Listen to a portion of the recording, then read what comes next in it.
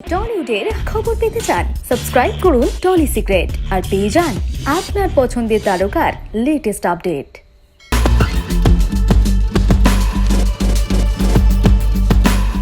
Shooting ফ্লোরে অভিনেতা অভিনেত্রীদের কত কিছুই না করতে হয়, কিন্তু তাই বলে একজন বন্ধুকে কেউ এইভাবে ধাক্কা মেরে ফেলে দেবে?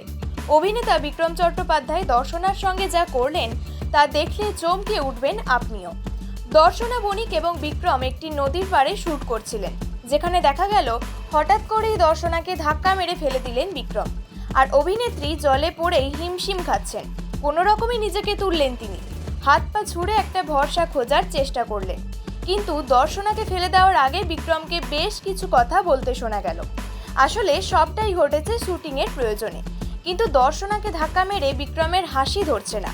আর ধাক্কা মারার আগে বিক্রম অভিনেত্রীর কানে কানে বললেন, শান্ত থাক, নিজেকে ঠিক রাখ। এরপরেই দিলেন একটা ধাক্কা। আর এই ভিডিও দেখে একদল সিনেমার কথা না ভেবেই বিক্রমের ওপর রেগে আগুন। সোজা বললেন, এসব একদম ঠিক না। আবার কেউ বললেন, এভাবে একটা মানুষকে কেউ ধাক্কা দেয়, যদি বিপদ হতো। আবার কেউ বলে বসলেন, বলে কয়ে ধাক্কা মারার পর দর্শনার মুখটা ছিল দেখার মতো। 19 জুলাই প্রেক্ষাগৃহে মুক্তি পেয়েছে সূর্য। তবে সিনেমা প্রেমীদের কাছে সূর্য কতটা সাড়া ফেলবে সেটাই এখন দেখার বিষয়।